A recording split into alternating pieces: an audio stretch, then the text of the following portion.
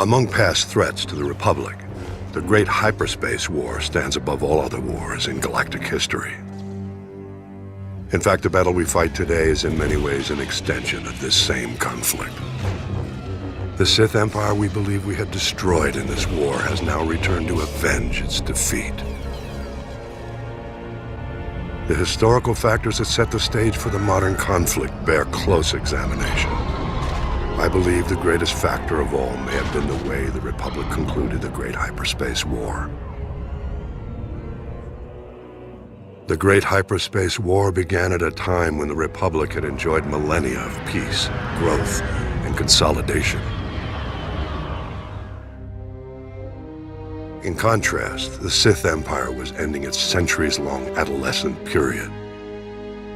Undiscovered by the Republic, the Sith had conquered all of the star systems near Korriban. They were now seeking new opportunities for expansion. At this time, a brutal power struggle had broken out following the death of the Sith ruler.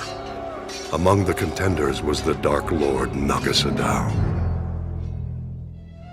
Whether by chance or destiny, it was at this time that two Republic explorers stumbled onto Korriban. Naga Sadow seized this opportunity to gain political advantage. The explorers were imprisoned as spies, but Naga Sadow staged an attack to liberate the explorers. He left evidence, suggesting the attack was a Republic military operation. Leveraging the widespread fear of an impending Republic invasion, Naga Sadow rallied the Sith to unite behind his cause, a preemptive strike against their newly discovered enemies. Eager for war, the people embraced Naga Sadow as their new ruler. His first act was to launch a vicious assault against the Republic. The Sith armies attacked on several fronts, including Coruscant itself.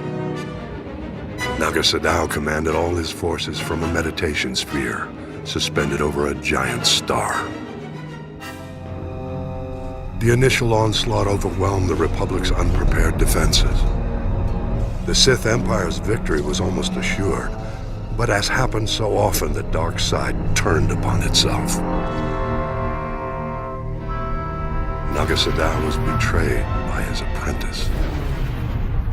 Though the apprentice was defeated, the attack did succeed in breaking Naga Sadow's battle meditation. The tide of the war turned. The Sith were lost without their leader's direction, and the Republic forces soon chased the invaders back to the very doorstep of Naga Sadow's meditation sphere. Recognizing his imminent defeat, the Sith Lord abandoned his forces and started a chain of events to destroy the nearby star and everything in its vicinity. Naga Sadow fled back to Korriban, only to discover renewed opposition to his rule. Civil war broke out, whittling away what was left of the Sith Empire's already weakened armies. Naga Sadow defeated the upstarts, but the Sith were defenseless when the Republic fleet attacked shortly thereafter. As the Republic fleet wiped up what remained of the Sith military, Naga Sadow fled again, this time into permanent exile on Yavin 4. It was at this moment the Republic made what might now be considered a mistake. The Sith no longer posed a threat to the Republic, but the Supreme Chancellor was unsatisfied. Jedi and Republic forces were sent to Korriban and other Sith planets to ensure no remnants of the Sith Empire remained. It was this action which drove the surviving Sith to flee into deep space, with the new Dark Lord who rose to take Naga Sadow's place. The same Dark Lord they continue to call Emperor to this day. I believe this was why he led his people to rebuild their civilization on Drummond Kaz. And this was why they returned 13 centuries later to get revenge against the Republic. One must wonder how things might have been if the Republic had handled the end of the Great Hyperspace War differently.